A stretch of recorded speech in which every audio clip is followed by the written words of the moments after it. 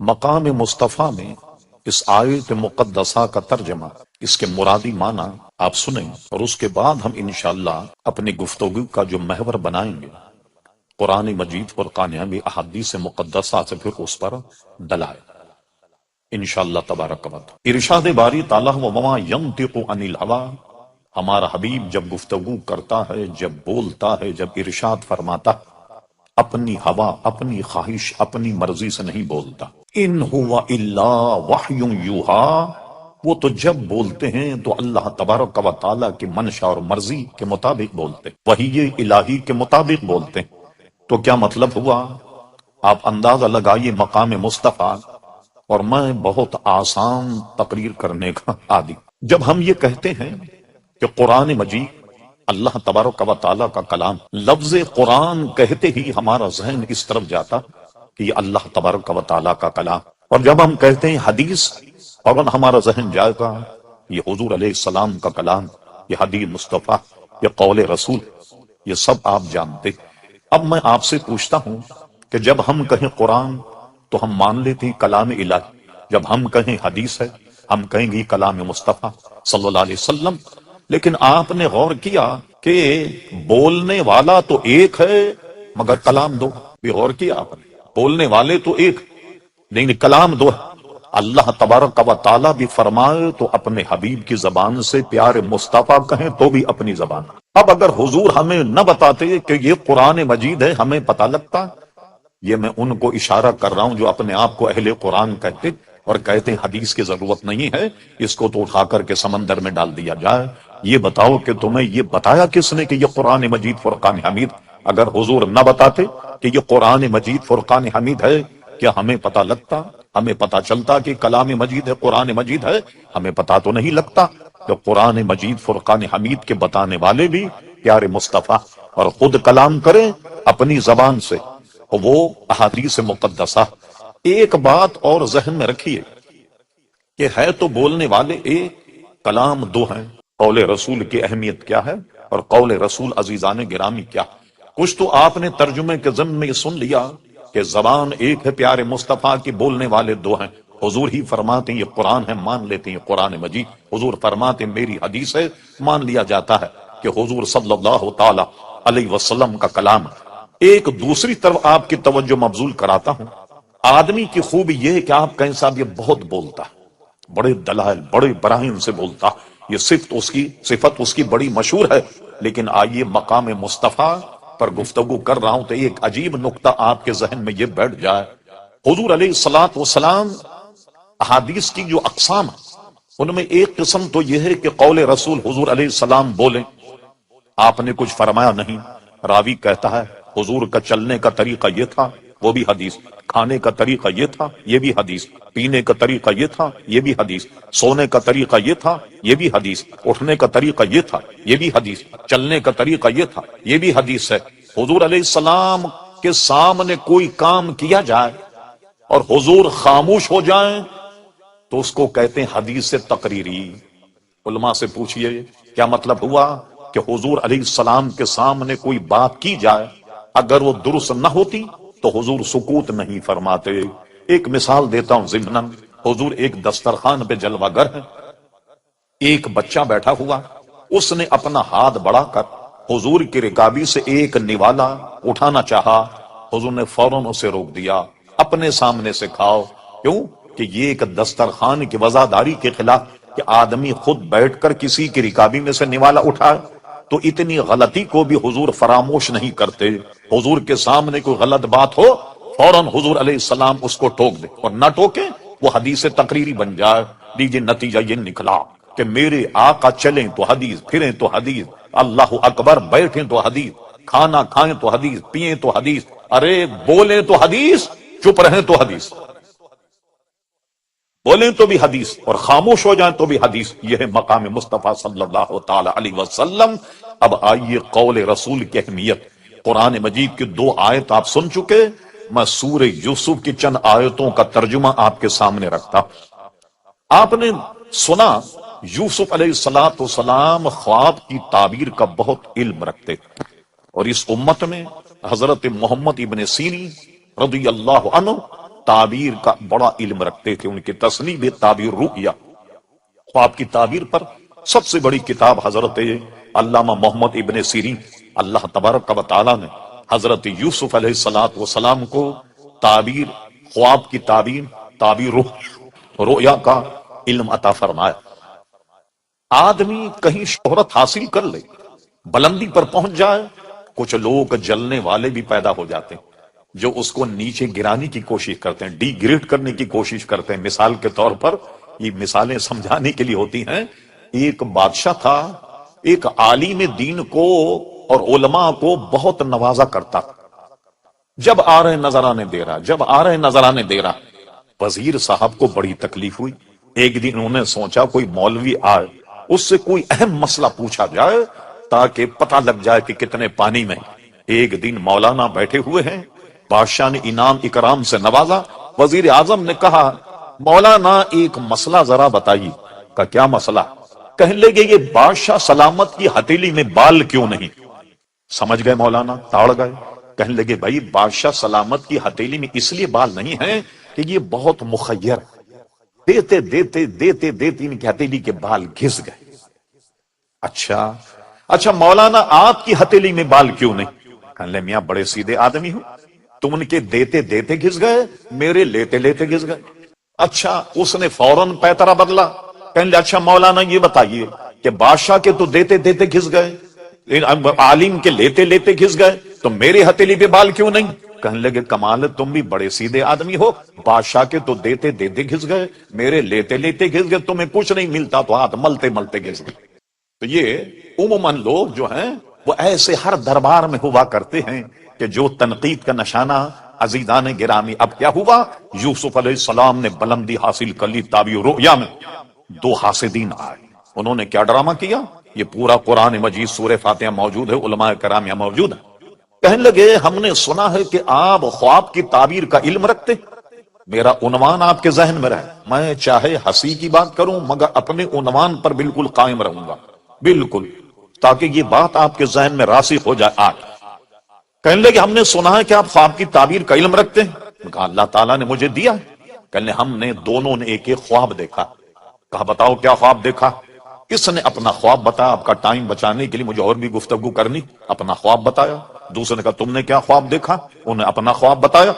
آپ نے ایک کو فرمایا کہ تو کسی دربار میں ساتھی لگے گا، اور دوسرے سے کہا تجھے پھانسی ہو جائے گی، تجھے سزائے موت ہو جائے گی.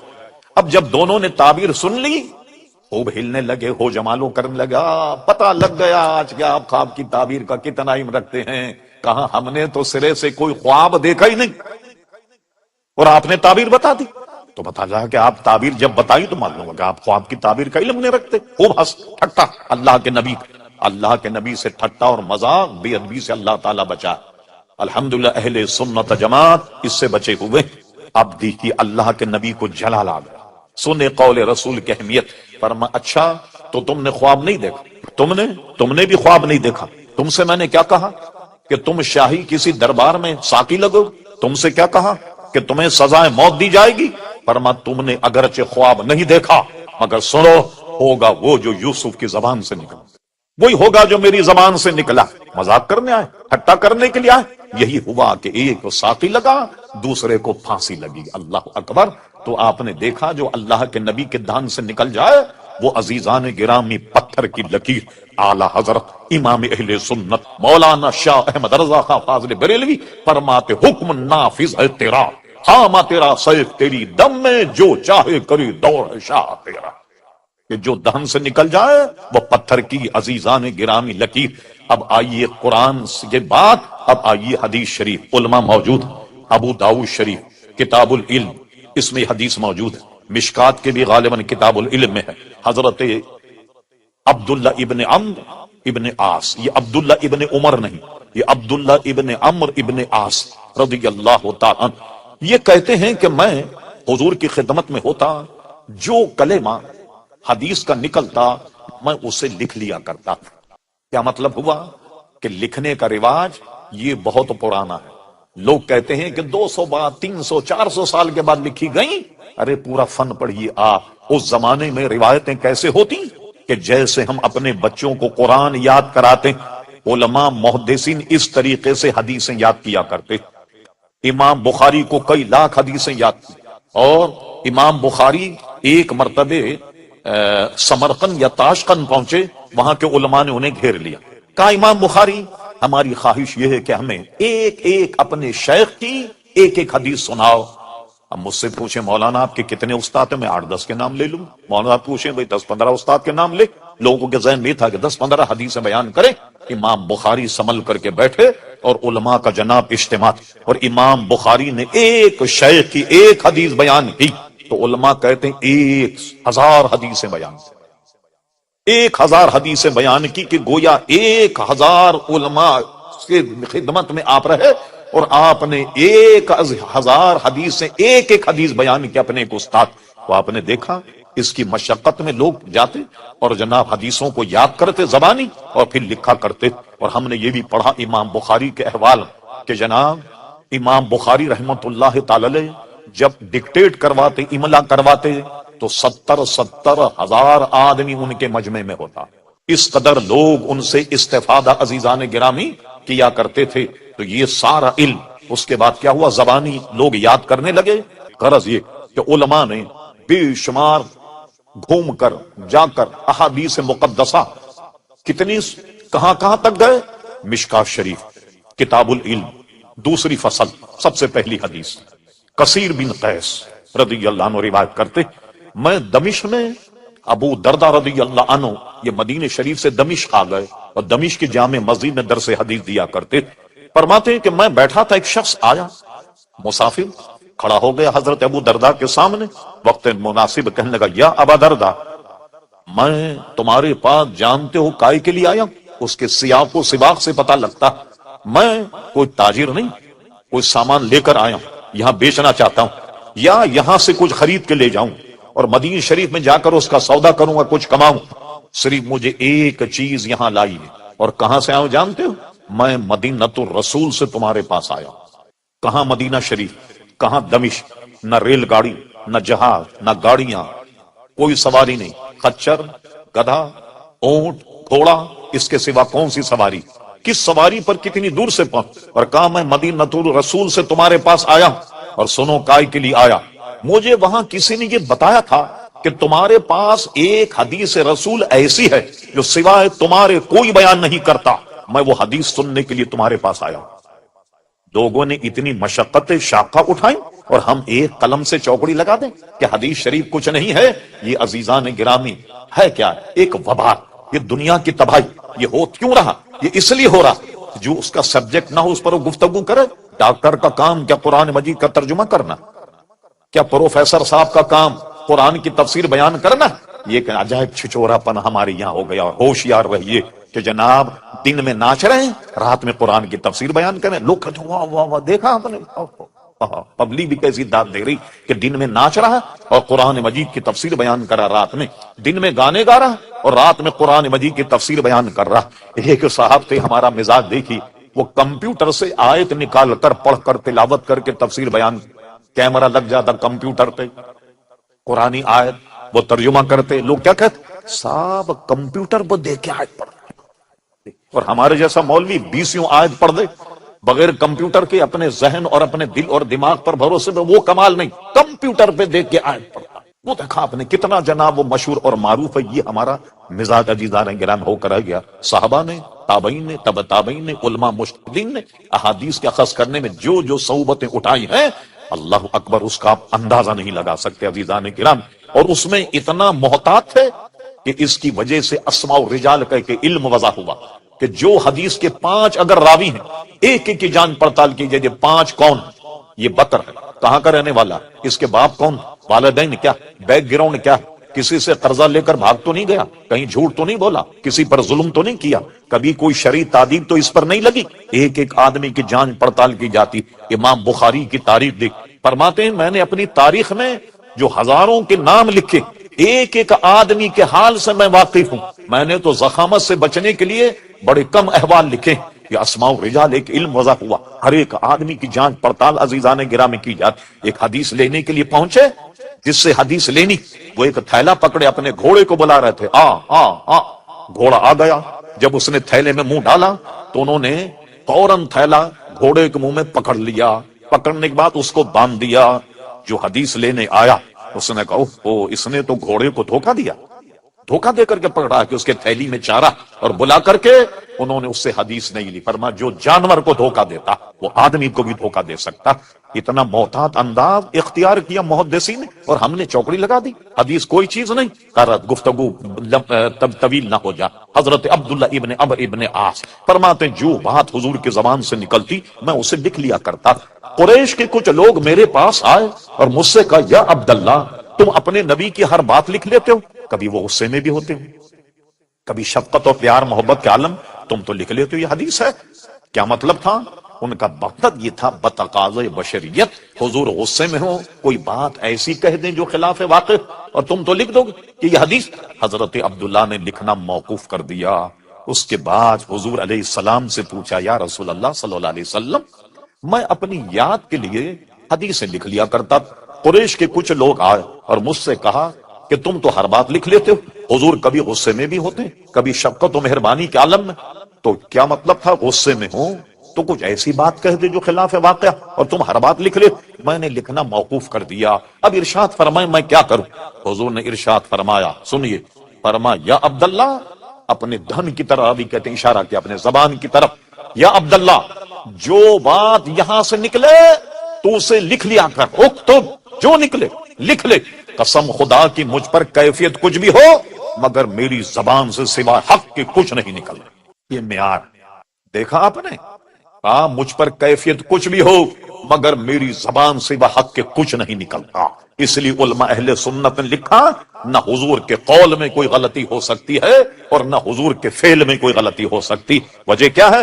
قول رسول کو رب کریم اپنا قول قرار دے رہا، اور حضور کے فعل میں اگر کوئی غلطی ہوتی، قرآن کی آیت سنیے، پھر یہ نہیں ہوتا ارشاد باری تعالیٰ قل ان کنتم تحبون اللہ فاتبعونی یحببکم اللہ، تم اگر اللہ سے محبت رکھتے ہو، اللہ کے عزیز اور اللہ کے پسندیدہ، اللہ کے برگزیدہ بندہ بننا چاہتے ہو، حبیب کہہ دو فاتبعونی، وہ میری اتباع کرے، حضور کی اتباع کرے۔ جب حضور کی اتباع کرے یحببکم اللہ، اللہ انہیں اپنا محبوب بنا لے گا۔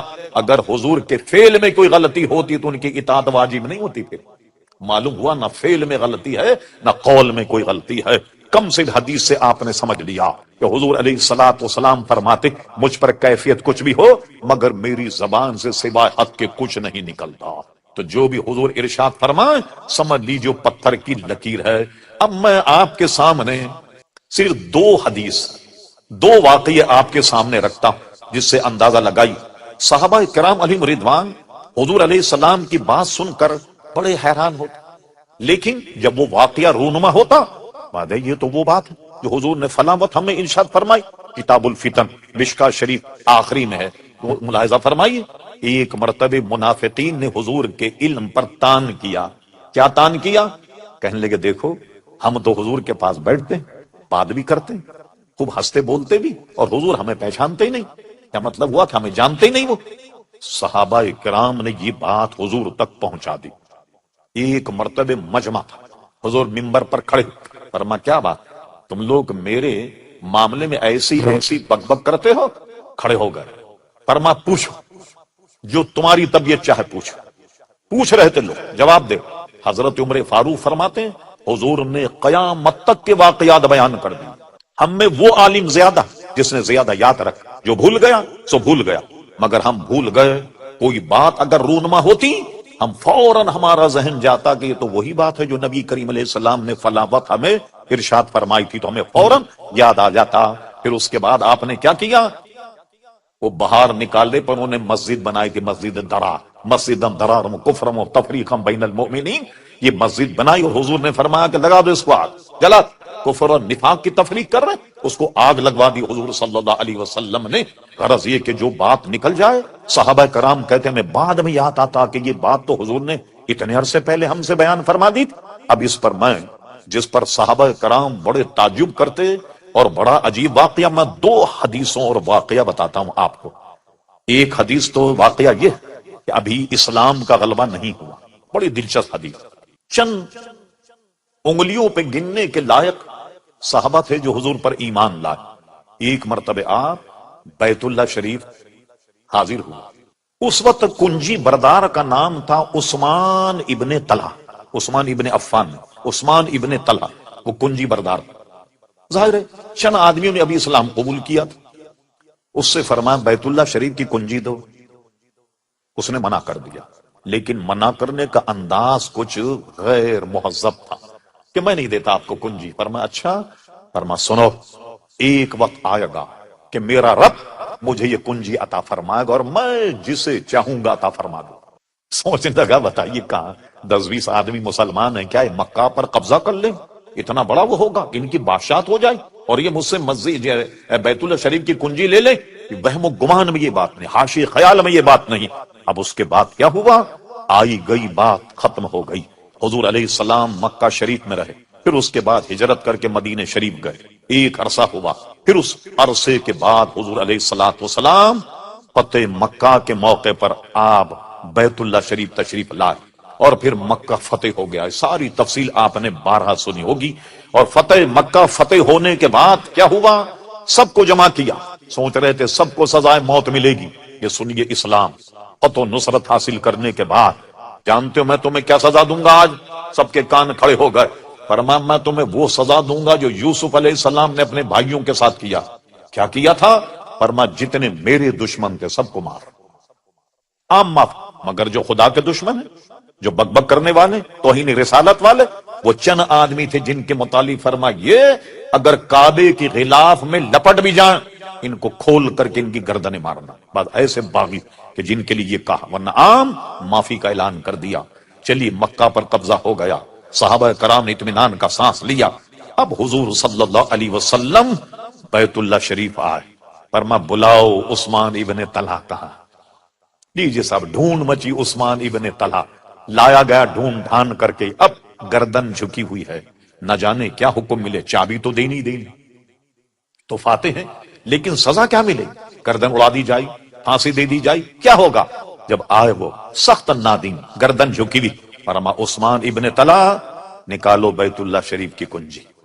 حضور نے کنجی ہاتھ میں لے لی تاکہ قول رسول کی تکمیل ہو جائے کہ میرا رب یہ کنجی مجھے عطا فرمائے۔ اور اس کے بعد دیکھا کہ وہ سخت نادم، شرمندہ، فرمایا عثمان اٹھاؤ اپنا چہرہ۔ چہرہ اٹھا، فرمایا یہ لو کنجی اپنے پاس رکھو، اپنے پاس رکھو، جو تم سے لے گا وہ ظالم ہوگا۔ عزیزان گرامی، میری تحقیق یہ ہے کہ آج تک اسی خاندان میں بیت اللہ شریف کی کنجیاں چلی آ رہی، جنہیں حضور علیہ السلام نے دی تو آپ نے دیکھا ایک ایسے موقع پر فرمایا کہ میرا رب یہ کنجی مجھے عطا فرمائے اور میں جسے چاہوں گا عطا فرما دوں گا۔ اور حضور نے کنجی لی اور لینے کے بعد فرمایا کہ یہ نادم ہے، چلو لو تم ہی کنجی کو رکھو۔ اور بعد میں مسلمان ہو گئے، ایمان لے آئے، جماعت صحابہ میں وہ شامل بھی ہو گئے۔ تو آپ نے دیکھا کہ جو بات حضور کے دہن سے نکلی، اس لیے امام اہل سنت کہتے ہیں وہ زبان جس کو سب کن کی کنجی کہیں اس کی نافذ حکومت پہ لاکھوں سلام۔ ایک واقعہ، دوسری حدیث سنیے۔ حضور علیہ السلام نے ہجرت کی، حضرت علی کو بستر پر چھوڑا، امانتیں حضور کے پاس، اور آپ نے یہ سنا ہوگا کہ حضور علیہ السلام پر ایمان نہیں لائے لوگ، لیکن حضور کو امین اور صادق ضرور کہتے، یہ امانت دار۔ حضور اب رب کریم کا حکم آ گیا، ہجرت کے لیے نکلے، حضرت علی کو بستر پر لٹایا، اور اس کے بعد جب نکلے تو چاروں طرف لوگ گھیرے ہوئے الیاذ باللہ حضور علیہ السلام کو قتل کرنے کے لیے۔ اور حضور علیہ السلام نے کیا کیا؟ حدیث شریف میں آپ سورہ یاسین تلاوت کرتے ہوئے نکلے، اور جب لوگوں کے سامنے سے گزرے یہ آیت قرآن کے حضور کے دہن پر، وَجَعَلْنَا مِن بَيْنِ أَيْدِهِمْ سَدًّا وَمِن خَلْفِهِمْ سَدًّا فَأَغْشَيْنَاهُمْ فَهُمْ لَا يُبْصِرُونَ۔ حضور نے یہ آیت پڑھی، سارے کافر اندھے ہو گئے، کوئی حضور کو نہیں دیکھ پایا۔ آپ چلے گئے، آپ نے سنا ہوگا واقعات، غار ثور میں چلے گئے، یہاں بھی نظر نہیں آیا، اور ایک روایت میں کہ غار ثور کے ارد گرد گھومنے لگے کافر، وہاں بھی حضور نظر نہیں آیا۔ لیجیے آپ مجھ جیسے مولوی سے پوچھے مولانا یہ بتائیے کہ حضور جسم اور جسمانیت رکھتے تھے تو نظر کیوں نہیں آیا؟ بھائی میں کہوں گا یہ حضور کا معجزہ تھا اس لیے نظر نہیں آیا، آپ بھی سمجھ لیں گے بات، لیکن آئیے ہم امام اہل سنت کا کلام سنیے، فرماتے اللہ کی سرتابہ قدم شان ہیں یہ، انسان نہیں انسان، وہ انسان ہیں یہ، قرآن تو ایمان بتاتا ہے انہیں، اور ایمان یہ کہتا ہے میری جان ہے۔ حضور علیہ السلام تو ایمان کی بھی جان ہے۔ آپ سمجھے کیوں نظر نہیں آئے کہ جان ہے؟ جان کیا نظر آئے؟ کیوں ادو گردے غار پھرتے ہیں دشمنوں؟ کیوں غار کے ارد گرد گھوم رہے؟ وہ تو جان ہے، جان بھی کہیں نظر آتی ہے۔ چلیے صاحب، غار ثور میں بیٹھے رہے، اللہ کا حکم تھا، 3 دن قیام کیا، اس کے بعد نکلے، یہاں ادھم ہو گیا، بڑے بڑے کھوجی لگ گئے۔ یہ آج کل کے کھوجی، یہ تو ان کے نزدیک پانی بھرے۔ آپ پڑھیے، اس زمانے کے کھوجیوں کا حال یہ تھا کہ آدمی کے پیر کا نشان دیکھ کر شکل پہچان لیا کر، جیسے آج کل انگوٹھا لگا کر لوگوں کو پہچان لیا جاتا ہے، وہ پیر کا نشان دیکھ کر آدمی کو پہچان لیا کر۔ یہی وجہ کہ ابو بکر صدیق جب گئے غار ثور تو پورا پیر زمین پر نہیں رکھا، ایڑی اٹھا لی اور پنجوں کے گل گئے، پنجوں کے بل گئے، تاکہ کسی کو انسانی پیر کا نشانی نہ ملے۔ اللہ اکبر! اور ایسا عظیم پہاڑ ہے وہ، دیکھیے اس کو پورا سر کر کے، اور حضور علیہ السلام کو غار ثور میں عزیزان گرامی چھوڑا۔ اب سنیے، حضور علیہ السلام غار سے نکلے، نکلنے کے بعد اب سفر جاری، سفر کر رہے ہیں۔ کچھ دیر جب گئے تو انہوں نے کیا کیا، 100 اونٹ رکھے تھے انعام، کہ جو حضور کا کھوج لگائے 100 اونٹ اس کو انعام میں دیے جائیں۔ اس وقت یہ عرب شریف کا سب سے بڑا انعام، 100 سرخ اونٹ یہ دیا جائے۔ جو کھوجی کھوج لگا رہے ہیں سب کی کھوپڑی میں 100 اونٹ تھے سرخ، یہ ملے گا ہمیں۔ کوئی کھوجی نہیں پہنچ پایا، ایک کھوجی پہنچ گیا۔ اللہ اکبر! صدیق اکبر کبھی پیچھے کبھی آگے، خطرہ پیچھے دیکھتے ہیں تو پیچھے آ جاتے، آگے خطرہ دیکھتے ہیں تو آگے آ جاتے ہیں۔ چل رہے ہیں، پیچھے سے کوئی گھوڑے کے ٹاپ کی آواز آئی۔ حضور نے اپنی گردن شریف گھمائی، فرما کیا سراقہ ہے؟ ایسے گھوما، واقعی وہ سراقہ تھا۔ ٹاپ کی آواز سن کر فرمایا کہ کیا سراقہ ہے؟ واقعی سراقہ تھا، اور وہ حضور کو پکڑنے آیا تاکہ 100 اونٹ جو ہیں وہ حاصل کر لے۔ فرما سراقہ قریب آیا، فرما سراقہ باز آ گیا، اس کے تو سر میں کھوپڑی میں 100 اونٹ گھوم رہے، وہ کیسے باز آتا؟ حضور کو پکڑنے کے لیے لپکا، یہ بھی کمال ہے حضور کے دہن کا۔ فرما زمین پکڑ سراقہ، اتنا کہنا تھا کہ زمین نے اس کے پیروں کو پکڑ لیا گھوڑے کے، وہ گرتے گرتے بچا۔ کہنے لگا شاید یہ پہلی مرتبہ ہوا کہ حضور میں باز آ جاؤں۔ جی فرما زمین چھوڑ دے سراقہ، زمین نے سراقہ کو چھوڑ دیا۔ چلیے پھر 1-2 دفعے ایسا ہوا، لیکن اس کو یقین ہو گیا کہ اگر میں نہیں مانا تو زمین میں دھس جاؤں گا۔ کہنے حضور مجھے معاف فرما دیں آپ، اور آپ جائیے، اور اب میں کسی کو بھیجوں گا بھی نہیں آپ کی طرف کہ میں نے کھوج لگا لیا تاکہ کوئی دوسرا آدمی آپ کو پکڑے، آپ چلے جائیے۔ حضور کے دہن سے یہ بات نکلی، سراقہ تو مجھے پکڑنے آیا؟ میں تو تیرے ہاتھ میں کسرا کے کنگن دیکھ رہا، میں تو تیرے ہاتھ میں کسرا کے کنگن دیکھ رہا ہوں۔ یہ بتائے آپ کو یہ جملہ کیسا ہے، کسرا کے کنگن دیکھ رہا ہوں؟ ایک دور آئے گا قیصر و کسرا کو مسلمان فتح کریں، اور کسرا جو بادشاہ اس کو پکڑیں، حکومت پر قبضہ ہو جائے، اور اس کے ہاتھ میں ہیرے جواہرات کے سونے کے کنگن وہ نکالے جائیں گے، اور نکالنے کے بعد تیرے ہاتھ میں پہنائے جائیں گے۔ اس کی ڈیٹیل یہ، سراقہ میں تو تیرے ہاتھ میں سونے کے کنگن دیکھ رہا ہوں، سراقہ میں تو تیرے ہاتھ میں سونے کے کنگن دیکھ رہا ہوں۔ لیجئے صاحب، سراقہ لوٹ گیا۔ اب لیجئے صاحب، حضور کے دہن سے نکل گیا، اور میں نے پہلے بتا کیا، وما ينطق عن الهوى ان هو الا وحی یوحى، اس کو سامنے رکھی اور مقام مصطفیٰ سامنے رکھیے۔ حضور اس دنیا سے تشریف لے گئے، قیصر و کسرا فتح نہیں ہوئے۔ صدیق اکبر کا دور 2 سال کچھ مہینے کا، بڑی فتوحات ہوئی، کسرا فتح نہیں ہوا۔ فاروق اعظم رضی اللہ عنہ جلوہ گر ہوئے، مسند خلافت پر قیصر و کسرا کو رون دیا پیروں سے مسلمانوں نے، اور پہنچ گئے ایران، اور جناب کسرا کو پکڑا، ایران فتح کر لیا، بڑی بڑی سپر پاوروں کو عزیزان گرامی ختم کر دیا۔ اور اس کے بعد کسرا کو پکڑا، اس کے ہاتھ سے کنگن نکالے، اور ایک بڑی سی رکابی میں ہیرے جواہر اور کسرا کے کنگن یہ سجا کر کے مدینے شریف بھیجے گئے تحفے کے طور پر۔ فاروق اعظم رضی اللہ عنہ، حضور کسرا فتح ہو گیا، اور وہاں سے تحفہ آیا، فرما نہیں میں ہرگز نہیں لوں گا، جاؤ اس کو بیت المال میں داخل کر دیا جائے۔ کہا حضور ذرا نقاب کشائی تو کیجئے، دیکھیے صحیح کیا آیا۔ حضرت فاروق اعظم رضی اللہ عنہ کیا کیا، جب کپڑا ہٹایا، اب جب 2 کسرا کے کنگن دیکھے، قول رسول یاد آیا، اللہ فرما اے لوگوں جاؤ سراقہ کو بلاؤ۔ سراقہ کہا، ایک ڈھونڈ مچ گئی، سراقہ کو پیش کیا گیا، اور سراقہ کا سراقہ ادھر آؤ۔ اور یہ کنگن اپنے ہاتھ میں پہنو تاکہ قول رسول کی تکمیل ہو جائے۔ لیجئے صاحب، سراقہ کو کسرا کے کنگن پہنا اور دنیا دیکھ رہی ہے کہ قول رسول کی تکمیل ہو گئی۔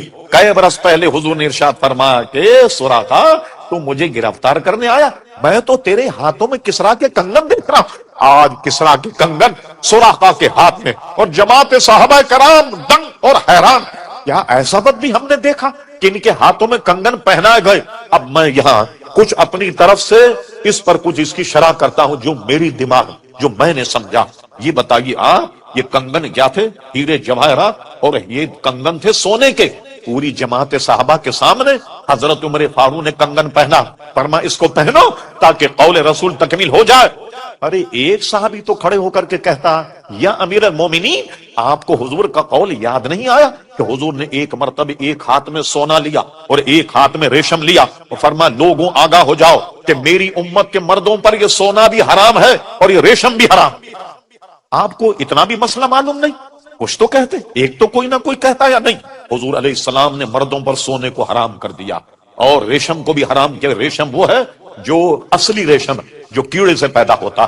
یہ ریشم کس طرح پیدا ہوتا؟ شہتوت کے درخت پر ایک کیڑا ہوتا، لوگ اس کو پالتے ہیں، شہتوت کے پتے کھان کر جیسے مکڑی جالا بناتی ہے اس طریقے سے وہ پنڈا بناتا اور پورا بنانے کے بعد اندر بیٹھ جاتا، اس کو چپ چاپ سے نکال کر پھر درخت پر رکھ دیا جاتا اور وہ دھاگے کی لچھی لے لی جاتی، وہ ریشم ہے جس سے ریشمی کپڑا بنتا۔ اور حضور نے فرمایا سونے کا سب۔ ایک صحابی اٹھ کر کے کہتا، یا امیر المومنین، آپ کو حضور کی حدیث یاد نہیں رہی کہ حضور نے فرمایا کہ میری امت پر سونا اور ریشم حرام، اور آپ نے سونا جو ہے وہ سراقہ کو پہنا دیا؟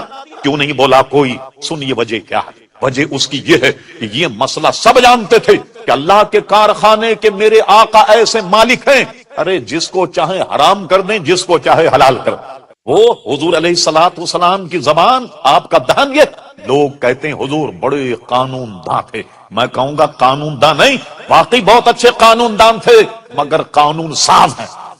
جو دہن سے نکل جائے جملہ رب کریم کا وہی قانون ہے، جو دہن سے جملہ نکل جائے سمجھ لو مرضی مولا وہی، سمجھ لو کہ منشا الہی جو ہے وہی ہے۔ سب جانتے تھے کہ حضور علیہ السلام نے سب کو تو حرام کہا، مگر ان کے لیے جو کہا ہے کہ کسرا کے کنگن پہنو گے، اس حرام سے ان کا استثناء کر دیا۔ دیکھا آپ نے، اسی کو اعلیٰ حضرت امام اہل سنت کہتے ہیں، میں تو مالک ہی کہوں گا کہ ہو مالک کے حبیب، یعنی محبوب و محب میں نہیں میرا پیرا۔ آپ نے انداز لگایا مقام مصطفیٰ۔ چلیے ایک تو یہ مسئلہ تھا سونے کا۔ اب میں آپ سے پوچھتا ہوں، یہ بتائیے کہ جب حضور نے فرمایا سراقہ تیرے ہاتھ میں سونے کے کنگن پہنائے جائیں گے، مجھے جواب دیجیے، اگر ایران فتح نہ ہوتا کنگن کہاں سے آتا؟ قول رسول کا کیا بنتا؟ ایک بات۔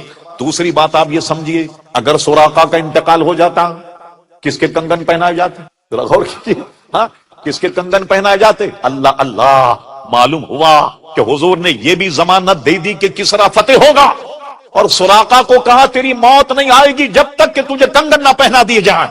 ایسا نہ ہو کہ تیرا انتقال ہو جائے تو لوگ کہیں گے حضور تو کہہ گئے تھے کہ تیرے ہاتھ میں سونے کے کنگن اور تیرا انتقال ہو گیا، کسے کنگن پہنائے جائیں؟ قول رسول کی تکذیب ہو جاتی۔ مگر اللہ اللہ، رب کریم اپنے محبوب کی ہر بات کی لاج رکھتا ہے۔ جب تک کسرا کا فتح نہیں ہوا، حضرت سراقہ اس وقت تک زندہ تھے تاکہ وہ زندہ رہیں، اور ان کو زندگی کی ضمانت دی کہ جب تک کسرا کے کنگن نہیں پہنائے جائیں گے تیرا انتقال نہیں ہوگا۔ اور دوسرا یہ کہ کسرا فتح ہوگا، فتح نہ ہوتا تو پھر کیا ہوتا؟ یہ ہے وہ قول رسول کے جناب، حکم نافذ ہے تیرا، خامہ تیرا سید تیری دم میں جو چاہے کرے دور شاہ۔ اس قسم کی میں کئی حدیثیں بیان کر دوں آپ کے سامنے، ایک حدیث بیان کرے۔ اب ہم آتے ہیں ذرا دیگر بزرگان دین کے واقعات۔ حج کا حکم آیا، لیکن میں بڑا اختصار کر رہا ہوں۔ حج کا حکم آتے فرمایا تم پر حج فرض کر دیا گیا۔ کسی نے یہ سوال کر لیا، لوگ عموماً فالتو سوال نہیں کیا کرتے حضور سے، نہ جانے دان سے کیا نکل جائے۔ کہا حضور کیا ہر سال کرنا پڑے گا؟ آپ نے سکوت فرمایا، تھوڑی دیر کے بعد فرمایا سنو، جب تم نے مجھ سے سوال کیا ہر سال، اگر میں ہاں کہہ دیتا ہر سال تمہیں حج کرنا پڑ جاتا، اگر میرے دہن سے نکل جاتا کہ ہاں ہر سال تمہیں حج کرنا پڑتا۔ اب سنو، زندگی میں ایک مرتبہ حج فرض ہے، ایک مرتبہ حج کرنا ہوگا۔ اور اللہ اکبر، تو آپ نے دیکھا قول رسول صلی اللہ علیہ وسلم کی اہمیت۔ اب آئیے ذرا سا، یہ آپ نے سمجھو۔ اب آئیے صحیح ستہ میں حدیث، فرما بعض خاصان خدا ایسے ان کے کپڑے وغیرہ بہت میلے کچیلے ہوتے ہیں، تم اپنے قریب نہیں ان کو پھٹکنے دو، مگر اللہ تعالیٰ کے یہاں ان کا مقام یہ ہے کہ کسی بات پر قسم کھا بیٹھیں، قسم خدا کی ایسا ہوگا، اللہ تعالیٰ ان کے قول کو پورا کرتا ہے۔ کسی مسئلے میں قسم کھا لیں کہ قسم خدا کی ایسا ہوگا، اللہ تعالیٰ ان کے قول کی لاج رکھتا اور ان کی قسموں کی لاج رکھ کے واقعے کو ویسا بنا دیتا کہ جیسا کہ اس نے قسم کھائی۔ یہ حضور کے صدقے میں عزیزان گرامی، اولیاء کرام علیہم الرضوان کا بھی عزیزان گرامی یہ مقام۔ اب آئیے دو ایک واقعے میں اور بتاتا ہوں۔